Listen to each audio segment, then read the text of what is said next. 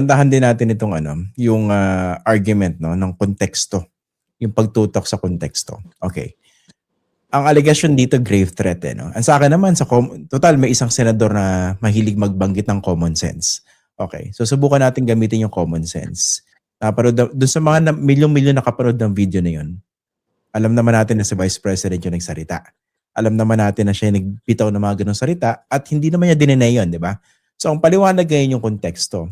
Sa paglilitis ba for instance, ordinarily ng grave threat, meron bang bigat yung konteksto kung bakit niya nabitawan yun? Let's apply that in this case. The Vice President was a wherewithal to, let's say, execute whatever threat she had issued.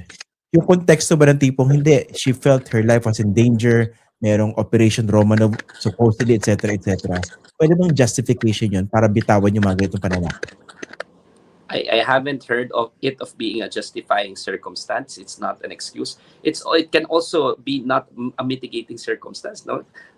Sa aking palagay kasi meron sila sabing passion and obfuscation, pero yun kasi applicable yun sa crime, eh. Hindi yun applicable sa isang administrative case of accountability kagaya ng impeachment, no? So hindi pwedeng maging analogous yun dahil pagdating sa pananagutan, hindi ba pag under pressure ang highest leaders of the land, all the more expected natin for them to be composed, to be lucid, at hindi pwedeng maging driven by emotions. Imagine mo na lang kung hawak ng presidente ng Pilipinas ang ating nuclear codes, ang buong armed forces of the Philippines, wala naman tayong nuclear codes, pero subig na meron, or buong armed forces of the Philippines, or has the ability to dispatch fighter jets somewhere and bomb, let's say for example, Mindanao or Visayas or Luzon. Tapos sasabihin mo sa akin, passion and obfuscation, ang rason kung bakit nagawa niya yung mga bagay na yun, it only affirms the fact na meron siyang temper at kung dahil sa temper niya makakagawa siya ng krimen, at yung theory ng prosecution na hindi na siya meron, or she does not possess anymore the continued fitness to remain in office, ma-affirm yun. So yung depensa na passion and obfuscation, I think, strengthens the case of the prosecution that indeed, given her temper, she has the proclivity to possibly commit crimes, and that is not supposed to be the case when you're talking about the most powerful people who in the land who can just be trigger happy. Yun okay. Yun yung case theory, di ba, ng prosecution, and ma-affirm lang yan sa ganitong klaseng case theory. So hanggang ngayon, Christian, confused pa ako kung anong depensa, kasi hindi yun excusable in any legal parlance, and even in practical parlance, hindi rin akin excuse. In fact, it affirms yung case nung prosecution. So hindi pa rin ako clear kung ano ba ang depensa dito ng respondent. Before this, di ba ang ginagamit na justification ng mga taga-suporta niya, that was a conditional threat. So that's the first question. Is there such a thing as a conditional threat? Tapos, di ba after niyang bitawan yung mga salitang yon, yung pananakot na yon sa video, di ba na-interview siya at sinabi niya, is revenge from the grave a crime? So let's address those two issues. Una, a threat is a threat, di ba? Papatayin kita kung it's papatayin pa rin kita. No? A threat is a threat. There's no such thing as a conditional threat, number one. Number two, it's not just that, di ba? Ang issue dito is yung sinabi niya na kontrata rin siya ng assassin, di ba? Sino bang highest official of the land, at saan ba tayo nakakita yung pangalawang pangulo na tagapagmana sasabihin nag-hire siya ng assassin para sa presidente, di ba? Kahit na joke yun, hindi yun proper, no? And I think impeachable talaga, malinaw yan, because it's a crime, it's improper, and pasok dun sa overall fitness theory na hindi na talaga siya overall no fit to remain in office. Ngayon, is it a crime? Yes, it is a crime. Kahit na from the grave. There might be no criminal kasi patay ka na, pero may criminal pa eh. Ang magiging criminal, yung assassin mo eh. Hindi ka lang masasama sa conspiracy kasi patay ka na, and death extinguishes criminal liability. But if the question is there a crime? There is. There is just, the criminal is just dead, but the crime has been committed in conspiracy with the main perpetrator plus the indispensable indispensable person who executed the crime. So the crime is there, no? And to categorically answer Sara Duterte, who's also a lawyer, she should know that yes, it is a crime, even if it's emanating from from your death. No, it's still a crime. Okay. So far, anong basa mo dito sa paglilitis dito sa article number 4 na inuna nila? Kasi ang pagtingin dyan ng iba, ito yung pinakamalakas at pinakamadali, supposedly, na i-argue on the part of the prosecution. I think it's the hindi siya yung pinakamadali, no? Tsaka maganda kasing pagtuunan ng pansin yung overall character. Pero yung kung siya yung pinakamalakas, tingin ko yung pinakamalakas yung Salen. Money Laundering Council tsaka yung Salen. Ang linaw din dalawang public documents, meron ka 6 billion labas-pasok, hindi mo direkto na Salen mo na Babangga mo dalawang lang. nga lang ebidensya doon, pasok na At saka may president na, corona, na impeach na. Yun ang pinakamalakas sa akin. I think inuna ito deliberately because gustong ipakita yung overall lack of character nga, no, and overall fitness to remain in office ng vice president, no. And ako kung ipipresenta rin lang kasi common witness din yata si Yusek, di ba? Si Zulaika? Oo, si Zulaika, di ba? Yung konteksto kung bakit niya raw ito nagawa. Hindi ba that sa akin lang bakit kaya nila ginawang common exhibit? Hindi ba ma-explain palalo na oo nga, ginawa niya ito. Correct. Di ba? At she's putting the law into her own hands, and if she thinks that there is something wrong, she has legal remedies. She's the vice president, for crying out loud, backed by so much resources and political influence, no? So kung pagte-testify nila at sabihin nila yung konteksto, edi it affirms the fact na ginawa nga ito at nangyari nga ito at tapos na ang trabaho ng prosekusyon in terms of establishing the facts, no? In terms of establishing the facts. So bakit pa tayo nagko-cross-examine ng napakaraming oras, 9 na oras na ba? At 2 araw, itong nakaupo para lang sa authentication, sasabihin nyo naman pala yung konteksto na nangyari ito. So I share your frustration. I share your frustration sa yung taxpayers' money. Hindi naman kaya dahil of course, I cannot presume kung ano iniisip nila, no? Pero hindi naman kaya ang pagtingin din ay dahil this is not a regular criminal proceedings. This is actually an impeachment trial na pag tinignan nila yung hanay ng mga senator judges, hindi naman lahat yan mga abogado. Hindi naman lahat yan meron training when it comes to rules of procedure, rules of evidence, etc., etc. Na baka pwedeng makapukaw ng atensyon at simpatya yung argumento na, teka, may konteksto yan. Hindi porke nabitawan niya yan. Di ba? May sinabi nga kanina, no? It was not the vice president talking. Di ba? It was a mother, a daughter, a sister.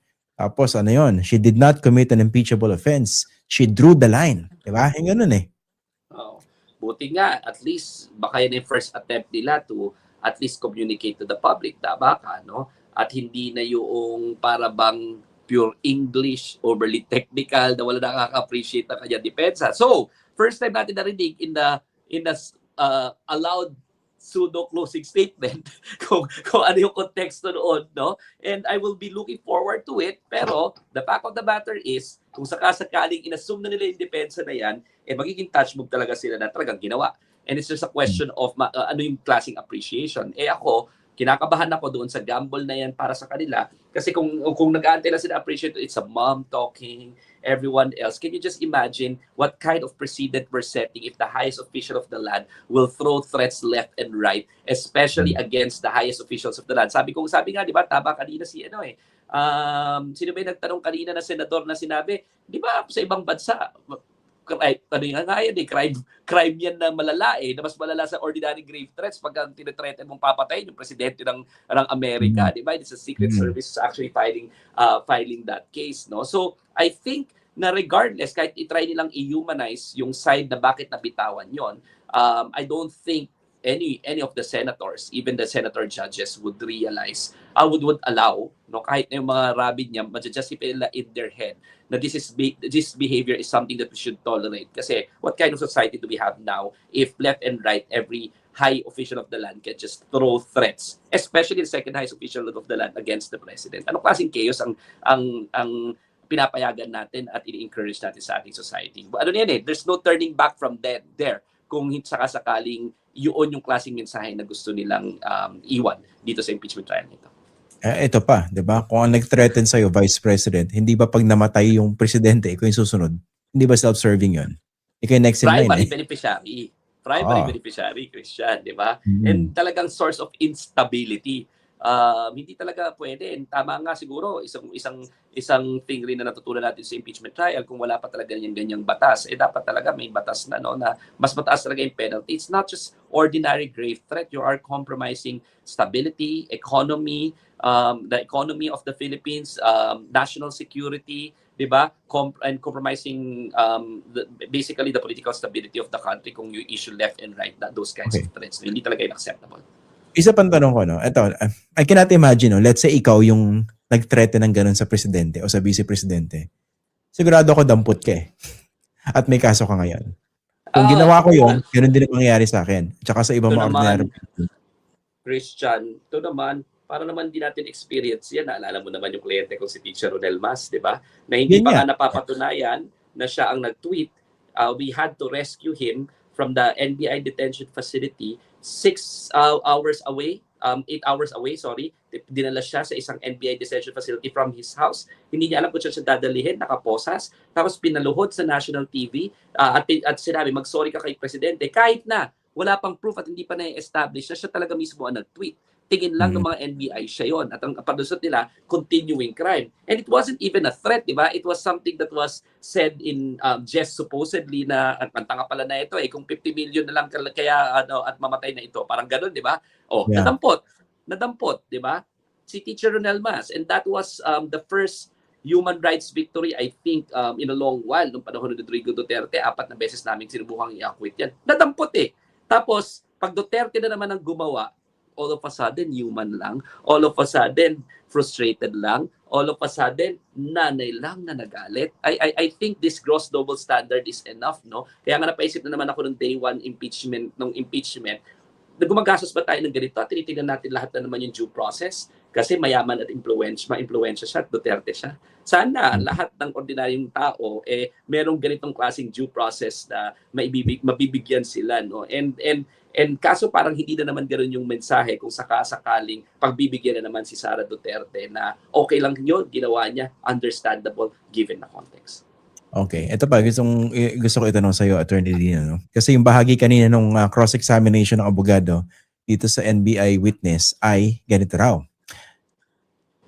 Hindi naman daw nagreklamo, wala naman daw yung offended party, hindi naman daw nag-execute ang affidavit, hindi naman nagreklamo in short. So yung ginawa ng NBI, motu proprio on their own. So issue ba 'yan? Let's say in this particular context, impeachment. Trabaho ng national security agents natin at law enforcement agents natin mag-imbestiga kasi ang any crime is against the people. It's, pag sa akin, sinuneten mo ko, Christian, di ba? Or sinapak mo ko. Actually, I'm just a private witness eh. Ang tawag sa amin, private offended party. Ang tawag nga dyan, People of the Philippines versus Christian Esquerra. So the crime is the state, and it's the duty of state agents to prosecute and investigate. No? Kaya may acceptable ang motu proprio investigation at talaga dapat ginagawa. Tsaka ito naman, master na ng mga panahon ni Rodrigo Duterte, yung paatrasin lang yung witness, tapos ayaw na i-prosecute kasi walang witness. Akala nila, laging ganon, na pwede nilang paatrasin at takot-takutin yung witness, di ba?